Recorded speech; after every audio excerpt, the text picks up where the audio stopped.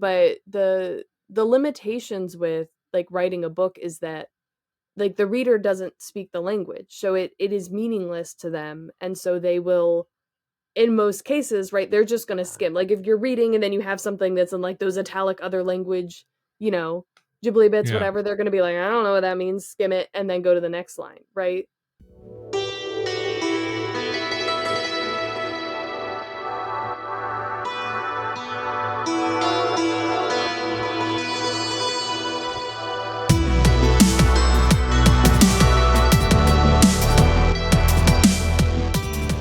Welcome to Conlangery, the podcast about constructed languages and the people who create them. I'm George Corley, and with me over in Maryland is Madeline James of the Madeline James Writes channel.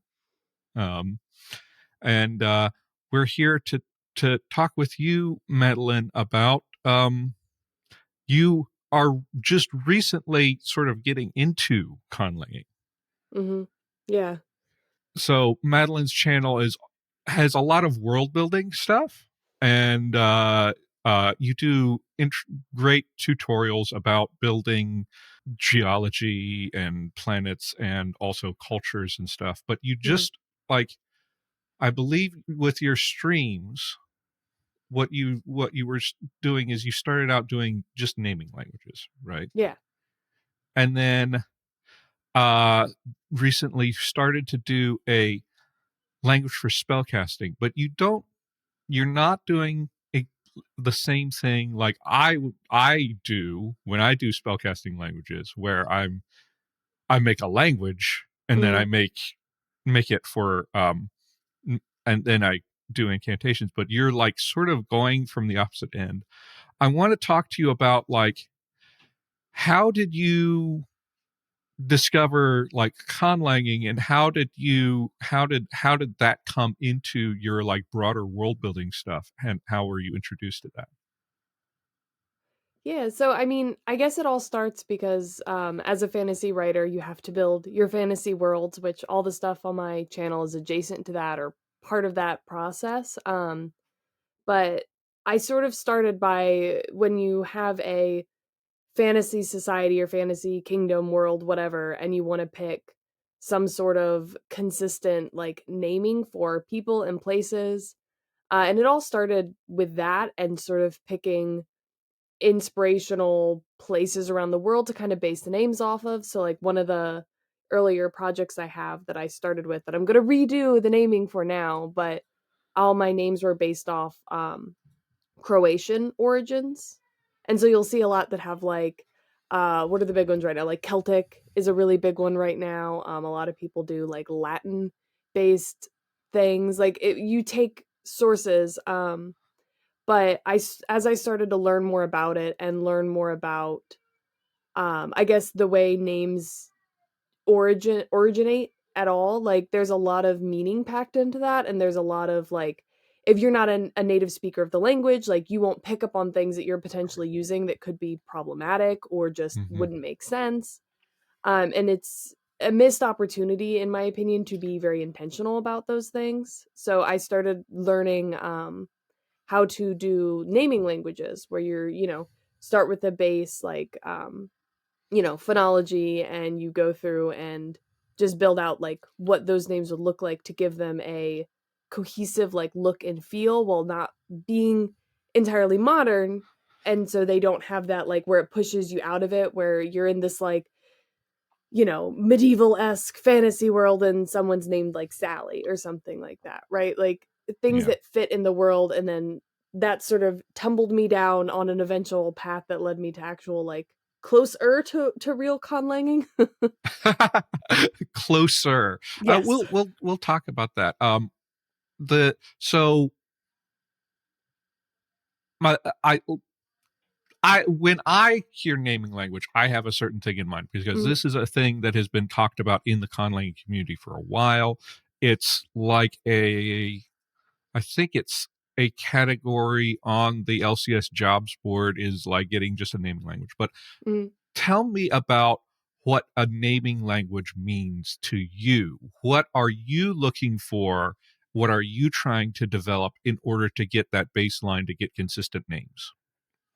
So the main thing that I do for at least how I do naming languages for which are again all from my books, right? So I don't use IPA at all just because I mean maybe one day I'll That be like hurts super me. famous and my books will That be like in a hurts me. movie and then I'll care how they're pronounced, but for the most part, I just everything is just default how a Mhm. generic English speaker would pronounce things, and so it's mostly which letters or like sounds I include. I do a lot with I guess this is one of the differences for me with doing a naming language for like a book versus like probably a more general naming language, but you only have a few examples in a book, right? Like you'll have maybe a few dozen names, whether Yeah. it's people's names, place names, so I try and really make them very distinct. So I'll pick certain sounds, a lot of rules. I'll cut a lot of things out in terms of the sounds.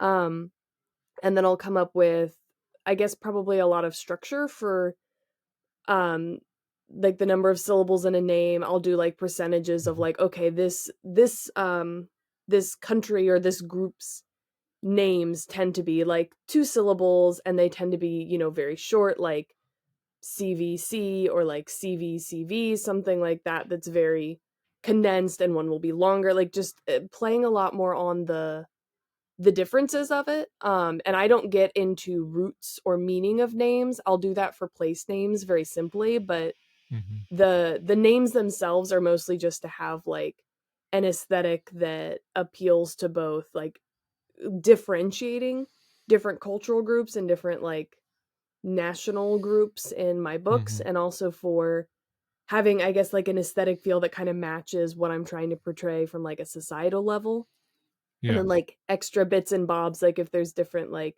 titles or ways to address people or like that sort of thing that wouldn't be translated like if you assume Mhm. the book was in that language originally but then translated into English, some of those things that would like linger I'll come up with normally like titles or addresses if there's different like your lord and lady equivalent or whatnot. Yeah. Um, I will say like uh, I interjected. You said you don't use IPA. I was like that hurts I because know. me as a phonetician. But I watching your streams, it's not like you are not using any like phonological theory at all. Right. You have learned all of the stuff, and you make like a phoneme chart like we would recognize, but you Yeah. are you are specifically targeting like English speakers and how they would tend to pronounce things, which it's I approach from the other direction, but I think there are some ideas that I have with constructing like my languages for D&D that are similar, which Mm, we could talk about, but um, in terms of like how I choose to Romanize things and right. what distinctions I choose to put in. But the going back, so you say that you consider meaning more for geographic terms Mm, than um, for personal names. yeah. Do like why is that exactly? It's mostly just from a patterning perspective for me. Uh-huh. So like with naming people, like I mean, I guess if it became a thing where I wanted there to be like a plot point or something where someone's name is significant, like the meaning of their name is significant. Because like I watch a lot of like um I guess like historical like K-dramas and C-dramas and stuff like that. And there like it tends to be like a little story point, like what the main character's name is and stuff like that. But that's not something I've ever used. If I did something like that, then I might think harder about what the names mean, but usually it's just what you call a person. Whereas like with place names, people might pick up on patterns. Like if they were looking at a map, they'd be like, oh, this place that's a mountain and this place has a mountain has like a similar pieces in it, right? Where those might mean something like hills or mountains or place of great heights, where you could pick up on those similarities and gain meaning. Whereas I don't expect readers to ever pick up on similar things or similar bits in character names and be like, oh yes, they must have some sort of philosophical similarity or something Yeah. between it, you know? I mean, yeah, place names, like, if you drill down the etymologies of place names, often they are quite, like, boring and on the nose. Mhm. The big mountain, Right, the snowy mountains, right. the The other the big the mountain. the long river, things like that. Mhm. But I I find it interesting. You talk about K dramas and C dramas. You're talking about them using significant meanings to names. Those are cultures also Mhm. that are more likely to have transparent names. Mhm. Like Yeah. straight up, like if I like think of my Chinese friends and I look at the characters, I can know what their name means. My Right. wife's name means beautiful, all that kind of thing, which is it happens in English, but it's not as common. We have a lot of like historical names that like there's an etymology for my name and there's an etymology for your name, but nobody ever thinks about it when they're naming their child that. And I think there's an interesting um sort of cultural thing to talk about in that because like maybe the people who speak your conlangs might have more transparent names than we do, but the audience that you're reading is used to just taking a name as another word to memorize, right? Right, exactly. So, like, if I wanted that to be, like, you know, because it depends on what you wanna focus on where, you know, cultures are obviously incredibly complicated, but just like world building in general, like, when you're portraying a society and a culture, you have to kinda pick and choose what to include in the book. Because like, you can't just throw everything out there because it would be overwhelming, they wouldn't latch on to anything, like, it's just that's where you get into info dumping. So I like to choose specific pieces to really focus on and have it like feel immersive, even if it's not like everything. So I'm sure at some point I'll do, and especially as I expand my understanding of ways names can work in a culture and stuff. But where that would be a point where that would come up and that would actually be shown, whether or not it actually is and is just like hidden through the filter of like it being written in a book, you know?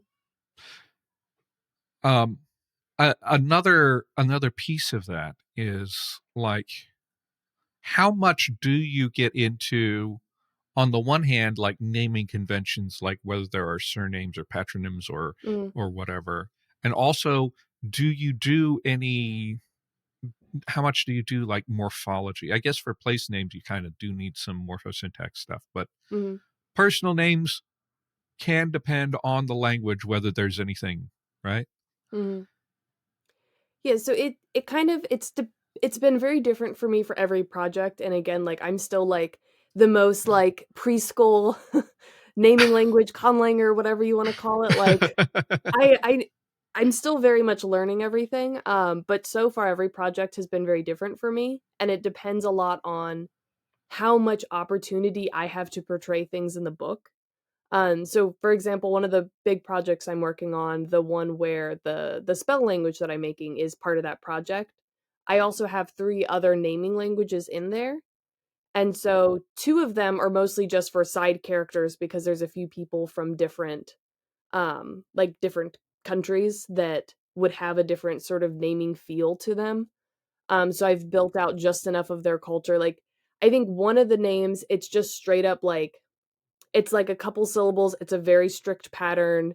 It's a very limited set of, like, sounds, and then it's like they're, it's like they have a different naming surname pattern for if they are from one of the, like, jungle cities versus one of the, like, coastal cities, because that's a big societal differentiation in their culture, so, like, I put that as, like, a distinctive thing in their, like, surnames, but other than that, it's just, like, there's nothing complicated about it, it's just straight, generation of, like, base syllables that just get stuck together, and then because like, there's only gonna be, like, 4 or 5 names, and they'll never get explained in depth, so it's, like, a little bit of something, um, but then, for the other ones, I'll get more complicated, I don't know, I use a program when I do this that I've written that has a lot of rules to make things sound more like Yeah. English pronounceable. So like there's a lot of oh, what are they called? Like when you have the multiple vowels, the diphthongs? Yeah. Yeah, like different diphthongs that I don't allow, different like consonant clusters that I won't allow when syllables are merged, like not quite like Sandy level things, but like really Hmm. basic stuff that I toss anything that ends up being generated with that in it. But then my like more complicated ones that I have a lot of like things being generated in it and I need it to be less strict, then I have some general rules that I'll apply to like when I'm compounding and stuff like that, that'll tweak it a little bit to make it work. But most of it is really basic and it's just straight generate a syllable, generate two syllables. Sometimes there's different rules for like if it's a starting versus like an ending syllable. Like if there's certain Right. letters or sounds that aren't allowed, then it will handle that in the generators and all that based off how many syllables the name will have. Uh, and your program is an interesting thing. You keep saying it's just for you, but like a lot of conlangers have who have some programming expertise have come up with some kind of program that assists other conlangers. Do you think you would ever like build a generator that other people would be more like useful for other people? I I've had a lot of people ask about that, and it is something that I would potentially consider in the future for just the very strict naming language part of it because that's all very reusable. Um, I would have to do a lot of changes because, like, I have a lot of rules that are just baked into, like, what I find pronounceable in general, and also, like, I don't use IPA, so, like, you would have to like, I will have representations of like, CH is, like, one letter or one sound um, in my program because, like, with IPA, like, CH is, like, that's a sound versus, like, I make some of those differentiations, but a lot of it, like, I feel like if people were actually doing it, they like it's just so strict in how I do it to make it make sense for me that I'm not sure if tons of people would be interested in it. And also like all the stuff that I do for like the spell language where I actually have like grammatical structures and stuff like that in it. None of that's in like the base program. So if I don't know. And I'd also need a UI cuz I just like I hit the run button and it vomits everything out that I want in the terminal. So like it's very far away from ever being usable by someone who isn't a Java programmer with my exact same goals, but it's something I'm considering to one day, like, people could check it out at GitLab or something, if they Yeah. really want to.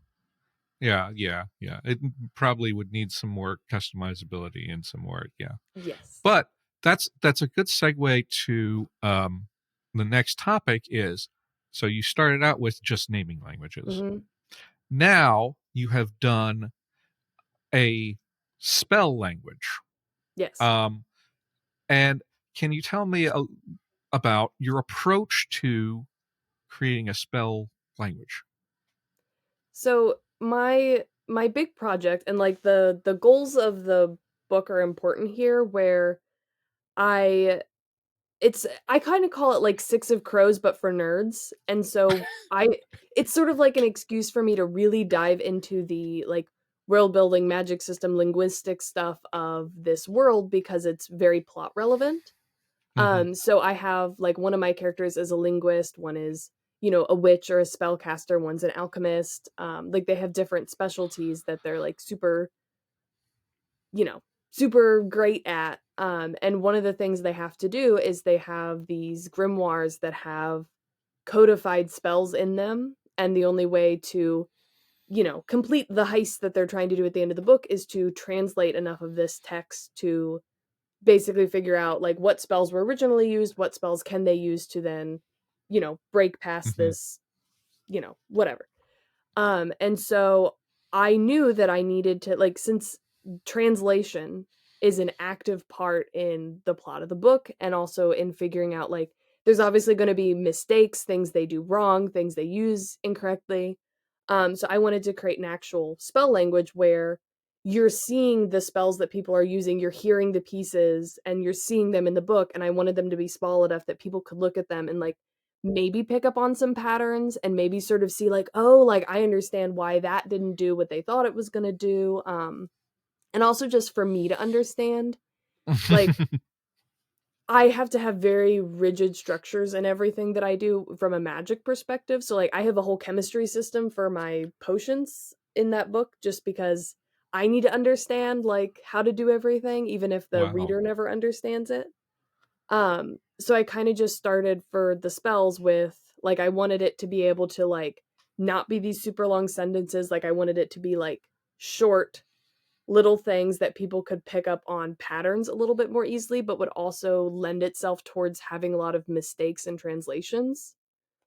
So that's sort of like the goal that it started with, of like, you would have the spirit name that you're commanding or asking to do something, you have your command clause, and then you have the spell, like, of what you're asking them to do.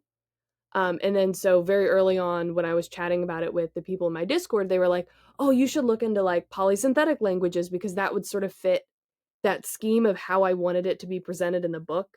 So then I like watched some videos on that, and then like from there, I just sort of worked with these I basically built like a formula almost and started expanding, like, saying something like burn that tree is pretty simple compared to like, oh, I want you to, water all the plants in this greenhouse until, the plants are happy, right? Like very different levels. And I've sort of been building up the, I guess, Yeah. like sentence or grammatical complexity so I can have some of those more complicated spells in it within the frame of like a polysynthetic language. Oh, okay. Yeah, so that is interesting. I found that when, at least in the in intro stream that you did that for that, Hmm. it was interesting that you were talking about like this very formulaic structure that you just outlined. Yeah. And you were just gonna be like, I'm just gonna stick to building out the structures that I need for this formula. Hmm. And like saying like I you need some kind of like imperative form because of this Right. and such stuff like that. Whereas like I kind of did talk about what structures were important at the beginning of my like tongues and rune streams, but Yeah. I ended up creating full languages. Like I created a full draconic language before I started making spells. And I just want to talk about like it is interesting that you have this like spell formula. Hmm. Um, uh, guess two pieces to this. First thing is like, do you find times when that sort of like rigid structure has been limiting to you? Um, and also, have you run into times when it's you unexpectedly needed more structure than you thought you did? Hmm. So for this project, and I don't know if like what the cause and effect came was, like what came first, chicken or the egg, whatever, but the use case and the relevancy of the language in my book is very, very it is very formulaic. Like it is not a language that people speak. It is not a language Mm-hmm. that any modern person in my book is fluent in. It's something that, there's a group of people way back when that used to understand it and wrote these grimoires, but for the most part, it's the only language that can basically be heard by spirits. But the spirits don't Mm-hmm. talk back to you. There's no other way for this language to really be used within the context of my book than literally just these spells. I could like create something where it could be relevant, but like it doesn't make any sense for my plot. So that already was very, very limited. Um and also, like, again, I joked about this, but like I'm the preschooler of conlangers. Like this was a very much like a baby step of just, trying to expand, like going from naming languages to something that has literally any grammar at all, like is a huge leap for me. So like I've been trying to like really take it slow and kind of expand things out so that I understand them. Like the idea of making a full conlang is like so overwhelming to me. Like I know I've gotten like mine at this point now, my spell language has like a lot of stuff in it, but it definitely isn't a full conlang yet. But I've sort of I guess I've been doing it like with the baby steps, right? Like where you mentioned like running into things where you need more. Um, and there's nothing in my formula that necessarily makes it not possible to expand it. Right. So I've found that like I mostly do it on streams with a lot of people on my stream that actually know things about language, which is Yeah. really necessary. But every time I've needed to go like I started with those really simple spells, and when I've added more complicated ones, like ones with conditional clauses or like future um like clauses to end the spell state, like stuff like that where it's gotten more complicated, I've just sort of been expanding it bit by bit and adding how like like the frameworks I have are there, like for how the language would work. It's just I haven't developed those other parts of it or how it would fit into it. So like it hasn't necessarily been limiting. I just have to, as I need to do another thing, I have to then figure out, okay, like how am I actually going to do that? Like I know it's head final and I know that because it's polysynthetic, these types of things group together. So like even though it's a different type of clause, these determiners get pulled in with the verb parts, and like I can reuse the rules I have to expand it. It just I kind of have to take it with those baby steps. But it hasn't like I haven't ran into anything that I'm like, well, dang, I can't. You know, this is insurmountable. I started out too limited. I haven't ran into that. It is interesting to hear your perspective as someone who is a writer first and then decided to do conlangs just for what you needed. Yeah, Because for me, like conlang is my art form. And then I have tried to put it into novels, but it's, you know, yeah, it's hard. Like, it hasn't I haven't published anything about that yet. And now I am making conlangs on YouTube and trying to put them out there for people to use in D&D campaigns. mm, Um, so it's interesting to see your perspective and saying, okay, well, really, I just have a very strictly defined structure that I want to work with, um, and and that's where I'm going to live for the rest of the project. Whereas yeah, for me, it'd be like, no, but I mean, and it may be also down to different styles for the spells you're writing, because you had at the outset a formula in mind that mm, all spells would follow. yeah, Whereas for me, it's like I have general ideas of what kinds of statements, what kinds of phrases will be there, but I build out a whole language and build out some poetry conventions in order to like accommodate what I might need. yeah, So it's interesting to see that different approach. mm, Um, can you tell me more about um, the interaction with the chat and how you are learning some things from them? Like, can you give me some more like specific instances of where you had a question and someone knew something that you need to know? Because I have that experience as well. yeah, Like I'm trying to build some like not based on Celtic languages, but callbacks to Celtic languages in my current language. And I mm, got a couple of people here in there that actually speak Celtic languages, oh, which is useful because I don't. yeah. So like for you, what are some like specific examples of things where you had a question and someone delivered information that helped you along? Yeah, so I mean, I will say that probably like a very large percentage of this stuff has come from the chat from some way or another. But the way it'll typically go is I have like an idea of what I need to do, right? So maybe I'm like, okay, we need to figure out how to actually create the verb roots of my like verb chunks or verb clauses or whatever. And so I'm Yeah, like, okay, well, you know, I need to find a way to like how do I want to do this?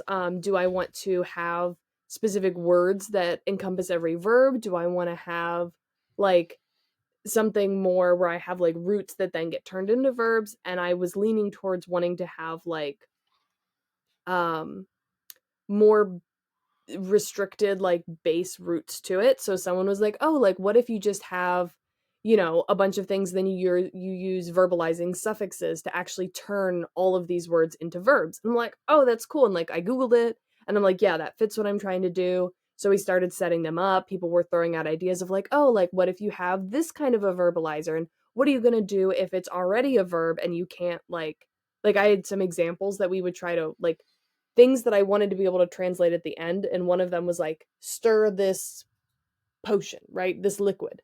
And so I'm like, well, stir. Like, how would I verbalize a noun, a basic noun to make a verb out of that? And they're like, well, okay, you need a base verbalizing suffix that just is like a default if the word is already a verb. Um, and so it was just very much a lot of back and forth of like, I know sort of what I want, but I have no idea linguistically how to accomplish that. And so Mm-hmm. everyone in the chat would like point out ideas of like, oh, like here are some options. And then I'd think through like, these are the spells I want to create. Do I need that? Can I use something I already have for that? And they're basically count as like if a person actually knows stuff, and has ideas, that the chat is my brain and I'm just like making the decisions. Because I Yeah, know nothing. Like I know nothing. but surely you're learning some things, Yeah, I'm right? definitely Yeah. learning. Like, I'm learning a lot. I definitely, like, grammatically, linguistically understand my spell language a lot more than I do, like, English, for example. But the way I think, and this is why I think I'm a very unlikely conlanger in general. But like, I don't memorize things very well, and I don't make like connections between things very well. And I think it's like I have like ADD or whatever, so like my brain just doesn't do that very well. Um, so like learning language in general for me has always been very what's the term, like intrinsic versus extrinsic, like where I don't learn it through rules. So like I really struggled during like language classes growing up, but like in the cases where I had to actually communicate with people in other Mm-hmm. languages, like I picked up languages a lot faster that way, or I picked it up Yeah. from reading. But like so like it's definitely been a struggle for me, but that's why a part of why on my streams I have like that big PowerPoint where everything's super documented, and everything in my program is a lot more like rigid and documented than it probably needs to be. And that's just because I will forget the second I move to the next thing. I'm like, what did we decide there? Like my chat has to remind me constantly that I'm like head final versus, head initial or whatever. And I'm just like, crap, what is this again? Everyone's like, it's head final. You're good. Just keep going. And I'm like, oh, okay, okay. Like I don't know. My memory's not great. So like it's slow going. But Yeah, yeah. And that is interesting. I mean, but the thing is, whether you do on head initial or head final, that seems like a basic thing, but there are a lot of moving parts to creating a language, mm, even if you are trying to be even if you are trying to minimize your effort and do this, yeah. there's still going to be a lot of stuff because I mean, how many spells are you working with here? I mean, I haven't created that many. I probably have a couple dozen that I've actually Yeah. created, but the way I'm building it, like the actual I have a differentiation between the like grammatical words. There's like a term for this, but I can't remember what it is. My chat taught me it at some point and I forgot. But like the grammatical words versus the like root words, like my Yeah. base nouns and my base verbs, like those, like that part of the lexicon is pretty basic right now just because I haven't had to build a lot of things out. But Mm-hmm. I have all the most of the grammatical part of it all developed and figured out. So like with just generating a word for like tree, I could make, tons more spells because I have all the other building blocks. Right, right, right. But that is quite a lot of work, a lot of things to build, and there's a Mhm. lot of things to keep track of. Mhm. And you know, even like experienced conlangers can forget about how things work. You Mhm. talk to David and Jesse, and they talk about how important it is to have good documentation because they have had situations where they've forgotten things, especially David, Yeah. because he's a little bit less organized. Yeah. And you know, if I were to leave a language alone for a while and come back to it, I might struggle with certain aspects of it. You know, like Mhm. I go back to Ndekaga if I took like a year off of it and I come back to it, even though I know how it works, like the tripartite cases, I'd go in there and like, what do I use, accusative or nominative here? I'm not sure. Things like Yeah. that. So it is interesting that you've got sort of the second brain in chat and they are helping you through it. Yes.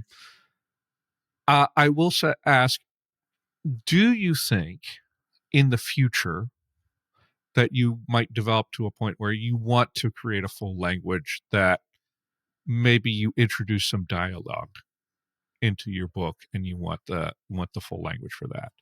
So I think it depends. And I think again, I think it's all very story specific. Mm-hmm. I imagine that all the different parts of a language I will create at some point, whether or not they're in the same language or not. But like one of the things that I've thought about with um like if I was having like a story where there was like, two political groups and there was a lot of interactions and like one of the plot things is that they don't speak the same language, right? Like where it would actually be relevant to have someone be talked at in another language that they don't necessarily understand. Like I could see having to develop like a full conlang for that, but the limitations with like writing a book is that like the reader doesn't speak the language, so it is meaningless to them, and so they will, in most cases, right, they're just going to skim. Like if you're reading and then you have something that's in like those italic other language, you know ghibli bits, Yeah. whatever, they're going to be like, I don't know what that means, skim it and then go to the next line, right? Mm-hmm. Whereas like you can do it like in a limited way, right? But like someone's not going to like read a book and be sitting there and being like, how do I pronounce that, what does that mean, like if it's in another language. So I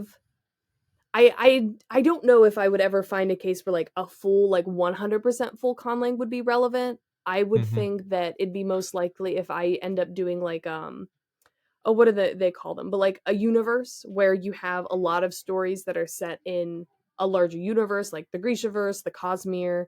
Like Uh-huh. in those cases, if I had a language that was going to be used throughout a lot of things, then Mm-hmm. I could see creating a full conlang because I'd use it in different little bits and pieces everywhere. But all the books I've done so far are like single books, maybe duologies, where I'm not going to have a lot of opportunities to reuse a language in different ways. So it's like, however, it's relevant to use it in this has kind of been the limitation so far. Yeah. So that is interesting, and that is something that I have thought about in terms of like where in media would there be more of a demand for like a language sketch versus a larger conlang, and it does sort of the idea of how much you're going to spend time with this particular culture fits into it. Mm, You go with something like Star Wars, and Star Wars has not had a great record for languages. The way that they do it is not the way they did it at the start definitely was not to my liking. Um, the yeah. more recently there have been some. I think there is a Mandalorian language, and there's like there's a sign language for the Tusken Raiders. I'm not sure what the quality of it is. But Mm, yeah, but also with Star Wars, definitely I would approach it differently, but there are all these little snippets of different languages that are spoken all over the place that one character says one line and it's done. mm, And it's like, okay, I would make something, but I would make like a sketch that has enough to to get that one line from the script in. Mm. And then I'd have like a variety of different ways to do names, which obviously they don't do.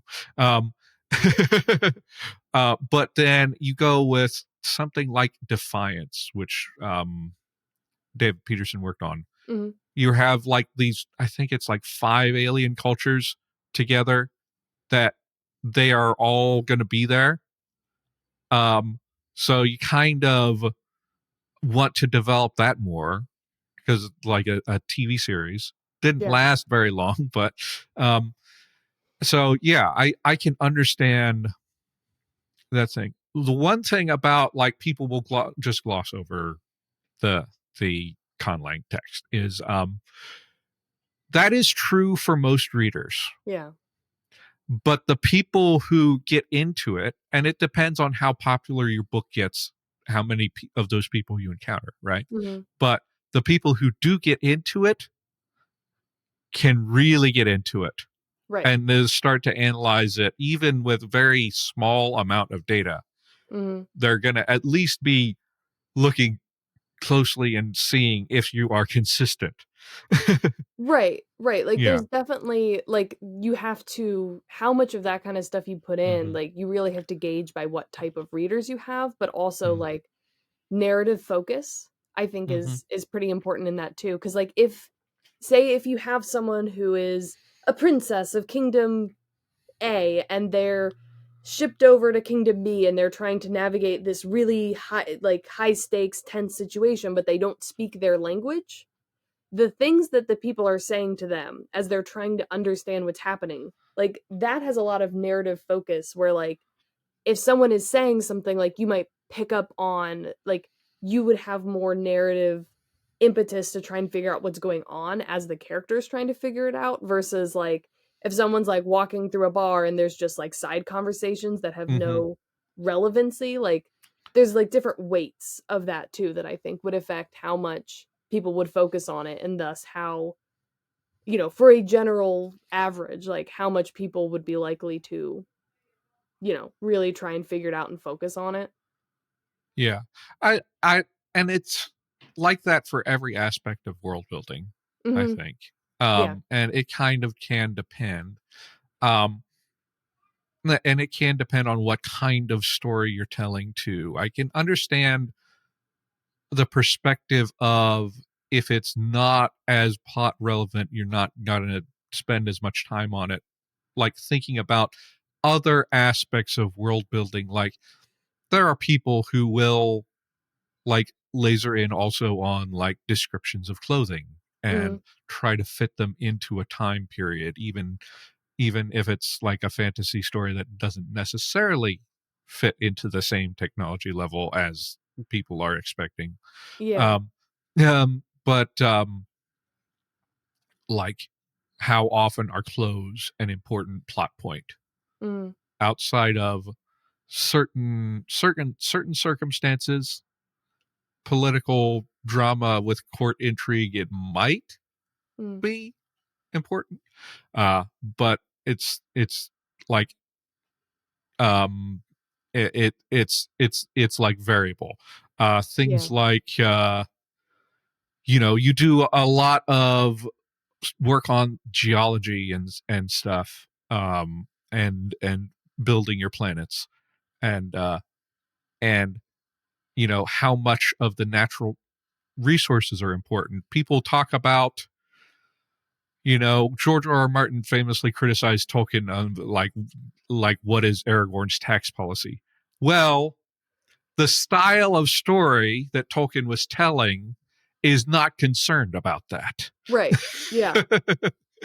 um, so like me coming in as a conlang, I'm sort of trying to get your perspective on that. Me coming in as a conlanger and as a linguist, I'm more focused on the linguistic aspect and like linguistic the realism Mhm. than a lot of people would be. But I can understand like if you are dealing with all these different moving parts in the world building, then sometimes you might have different ideas of like how much this is important.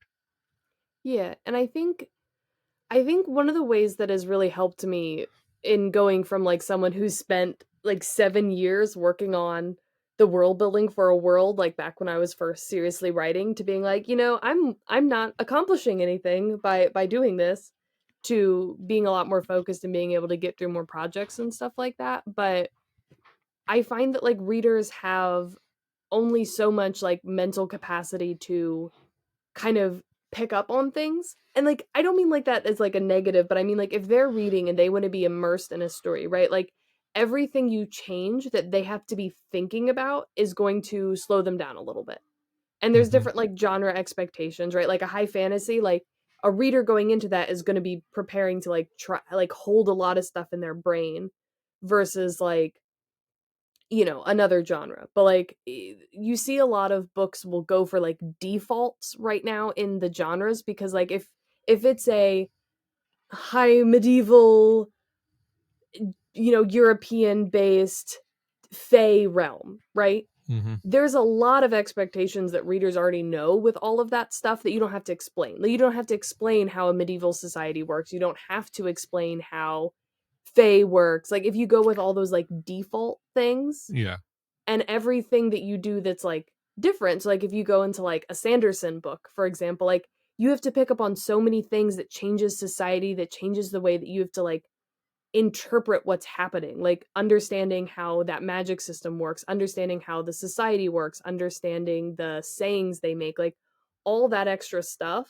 Like a reader's only going to be able to pull so much of that at a time, and like having to be very intentional about, okay, what are the things you're going to ask your reader to understand, and if it's not relevant to the story, you're best served choosing things that are more relevant. Mm-hmm. Is something that like at least that helps my brain with choosing and being intentional about that stuff, because like it doesn't have to be plot relevant, because like having a good tone, having an immersive feel, having a certain like experience of reading the prose, like are all like there's a lot of different goals with like storytelling in general, and like choosing what things you want to include for those different goals and how much you're going to ask your reader to figure out for all that. Like if you're like, okay, I want you to understand this whole new type of time, right? Like we're going to have a whole different calendar, a whole different clock. The way time works is going to be different. We're going to have tons of sayings about time. Like your reader's going to have to learn that and understand that Mm-hmm. and keep that up in their mind as they're reading, so that every time it comes up, they're like, ah, yes, so that like links back to this and how I understand it. It's like, okay, that's like a week, right? And if there's no reason to do that, that mental energy could be spent like understanding a conlang instead, that's more relevant. Yeah. Yeah. That is interesting because like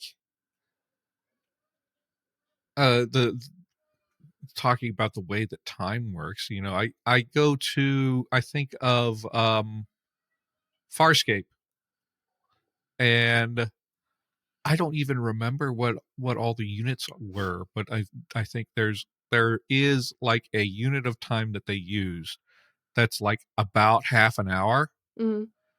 and you do eventually you can get into it and kind of understand it, but it's not necessarily brought up that often.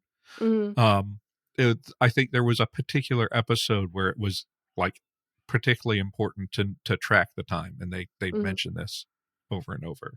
um and I read one of Matt Colville's books, and he had like a system where he had something called a turn, Mhm. and he had a whole like explanation of how it's based on the rotation of one of the moons of the Yeah. planet.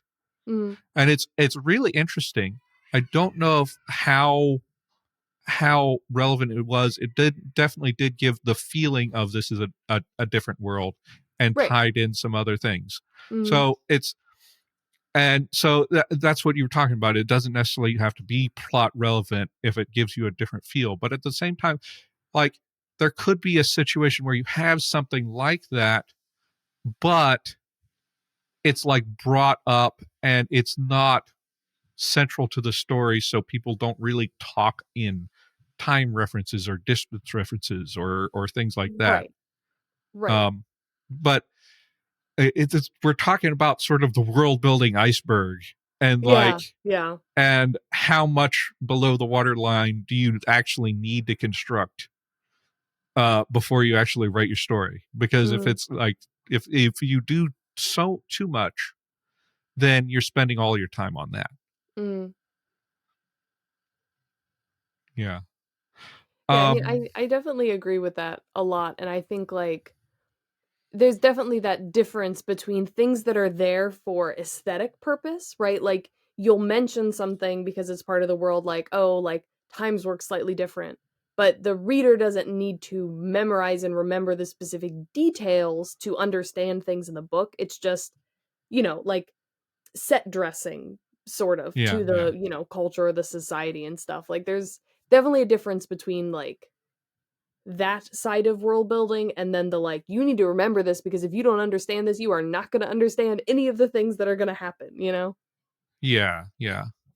And you can think about like things like how, like, if people are taking quotes from your book out of context, how many like extra words are there that people are not going to understand? So Mhm. it is very interesting to like think in those terms too, of the presentation of the world with through the story. Mhm. um Before we're running close to time, but I want to mention for the people who are watching on video, there is a globe behind you, and that does not look like Earth. Is that your world? That's one of the ones I'm building, yeah. I think that's actually the Potion World one where that little island is where my story is taking place. Oh, I think I seen that stream. Have you? I think you were streaming building up like the flora and fauna, and then into the cultural stuff Mhm. of that. Yeah, yeah. So I've done a lot of as I've been building out the, like, societal, like, how I want to link going from I don't like geographic determinism, like, at all. Like, if you go into my guides, like, that's not Right.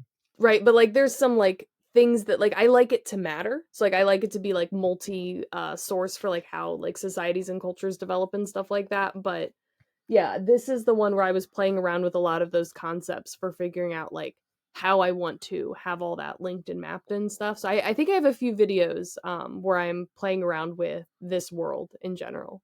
Yeah. That's really cool. How Mhm. did you get a globe like that? I just, like, bought a globe, like a regular one, and I sanded it down, and then I used Sharpie to go over the lat long lines, and then I just exported, like, I put my map in, like, 3D software and exported it in a bunch of different, like, projections that would make it easier to see different parts of it with the same lat long lines, and then I'm just, like, hand putting it on the globe.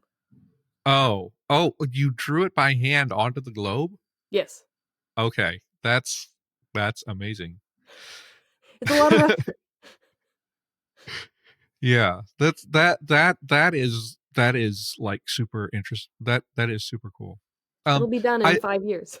yeah. Uh uh one last thing I want to say is like you're we were talking about like the limits. I Mhm, kind of think that I have a reverse thing going on with my own stuff, because for me, in tongues and runes, the mhm, language is the focus.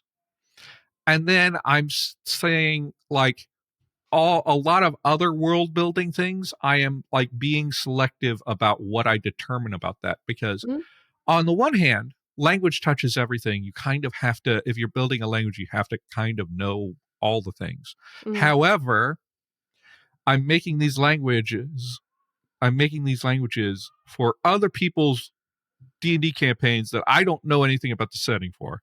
Yeah. So I'm thinking about like I can't be super specific about geography. I can't be super Mhm, specific about like the structure of the planet in the prime material plane. I have to sort of select, and like for like Ndakaga, for dragons, a Mhm, lot of the world building that I did end up doing was like changing things about dragon physiology, mhm, right? I made them, I gave them magnetoreception, I gave them uh the I determined that they are obligate carnivores, which I don't know if D&D actually states that in lore, but it makes sense. And I like gave them tetrachromatic vision.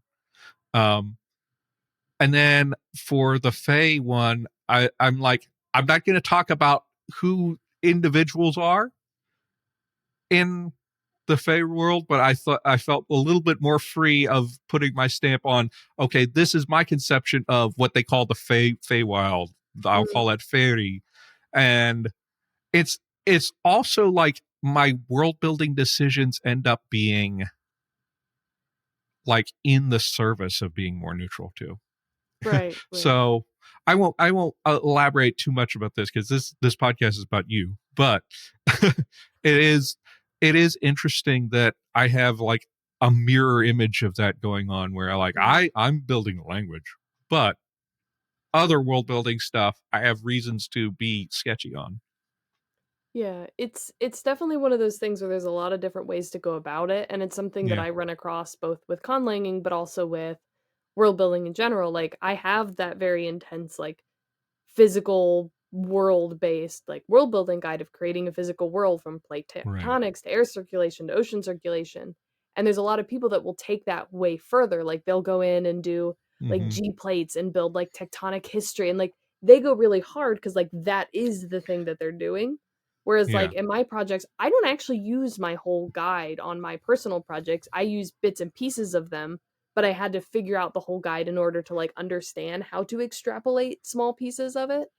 And it's yeah, just like very different focuses of like, I don't know, what everyone does. I find it fascinating, you know, different focuses, different ways to go about things. Like it's so different yeah. for everybody. I mean, talk about like for me when I have a novel project that is like it's there. I have a couple of actual like novel projects that are there, and like I tried building worlds, but like the plate tectonics and all that stuff doesn't interest me very much, and I end up just like not even using a map at all. Yeah. I mean, you don't have um, to, you know what I mean? yeah, Like, it's like and well, it depends. I think on that's another thing that depends on the story. I mm, have if I'm doing an idea that involves travel from place to place, I might need a map in order to understand like where people are. mm, But I have like the most recent one just like happens in like one place. mm, So I'm like, I don't know if I really need to know this stuff. yeah. Beyond like very sketchy of like what this particular island, I don't know if I think it's going to be on an island, but it's like this particular place that has the magic university, like sketchy ideas of what different areas exist, right? Mm, So it is interesting. Like some people are going to focusing on what you're interested in will make that part interesting in the story, I think. yeah. Yeah, Yeah. exactly. Um, so that's about time. I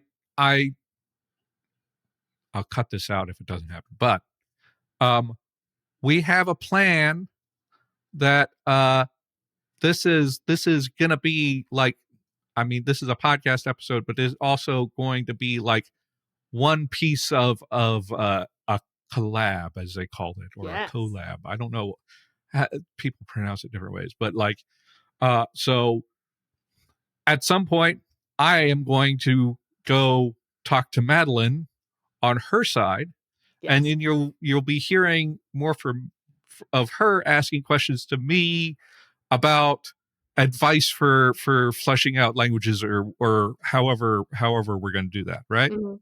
Mhm. So, um, as of this recording, we're gonna be planning that. Um, but but mm, depending on how things up, maybe they'll be up at around the same time. The two different videos. So you can go to her channel and check that part out where she's asking me the questions. Yeah. Uh, so, Madeline, before we go, do you have any like final advice for all the conlangers out there, and for any of the writers who are on here interested in incorporating conlangs into their writing? I mean, I think my biggest piece of advice is just don't do things just because you think you have to do them. Like, I think that there's so many things that you can do in the grand scheme of world building and conlanging and telling stories and all of that, that if you're hearing about all this stuff and you're a writer and you're like, "Oh, that sounds awful," like, don't do it. Like, there are easy generators and stuff you can use online to do it, or if it does sound interesting, like, go for it. And, there's a lot of different resources out there. Like, I know Jesse and David have done some talks, the Petersons, on naming languages. There's a handful of them around YouTube. Like, Yeah, there's plenty of places to go and, like, learn about how to do that at a really high level. But I found being intentional is the most important thing, of laying out, like, this is my goal, this is how much time I wanna spend on this, like, and then trying to stick to that to an extent. Like, I mean, if the inspiration takes you, then go for it, but, like, don't feel like you have to do stuff just because you have to do it right, if it's not interesting to you. And I think something that David Peterson mentioned in one of his, like, videos online is that you can always just pay a conlanger to do something for you if you don't wanna do it right, yourself. Like, that's definitely an yeah. option. And I was gonna get to that. Like, Mhm. so, um, because I mean, authors tend to be kind of independent and kind of low on budget, but it is an option out there. There's the LCS jobs board. Um, you can go to, or if you happen to be in places where you're like adjacent to conlangers in a community, then you can like contact people and see if people want to collaborate with you and work with you on things. Mhm. Um, uh, definitely, but like definitely, um, people welcome conlangers will welcome working with authors on things, especially if there's payment involved. But you know, it it's up to you to like work out what things are worth to you and all of that. But Mhm. yeah, uh, I advocate for anybody who's interested to try to learn to do the Yeah. conlanging. But I also will advocate for, yeah, you can hire conlangers if you've got the funds to do on that, and that is also, it's like bringing in an expert on anything else, Mhm. like an expert consultant on anything else, like your like a lot of people have like consultants on like all like beta readers who specialize in different things, Oh, in yeah, and, like, different like sensitivity readers and all that kind of stuff. sensitivity readers things, and or people who have specialized knowledge in different parts of the world building. It's just like that Mhm. if you want to involve someone. But uh anyway, thank you, Madeline, for coming on. It's Yeah. been really interesting hearing your perspective, as like most of my guests are conlangers first, Mhm. and they're thinking about the conlang in the first place. You thinking about first, what conlang things do I need for my story, and then how can I learn how to do that part of it, Mhm. is very interesting to me, and I hope people have enjoyed it. And once again, thank you for coming on, and hopefully people will see me on your side. Yes. And I'm gonna say happy conlanging. Yeah. Happy conlanging. Thank you Okay. for having me on. This has been really fun. Special thanks to my patrons on Patreon. If you go over there right now, you can get early access to episodes. You can get access to scripts for my solo episodes, and you can go get access to exclusive polls for Tongues and Runes. Thank you to Mintaka, Kinnan Kigunda, Connor Stewart Rowe, Jesse K, Alex Russell Hayes, Viren Patrick, Tabby, Alexis Hugelman, Sylvia Sotomayor, Grammar Antifa, Uming Shuai, Grakagrunk, Sigourney Hunter, Eloivar Yana Mentoleum, Nicholas Norblad, Anthony Dosimo, Artifexian, Jake Penny, Miles Ronkovich, Paul Roser, Langworm, Our Table, Asa, Hornbori. Conlangery's theme music is by Null Device. Conlangery is distributed under a Creative Commons Attribution Non-Commercial Share-alike 4.0 international license.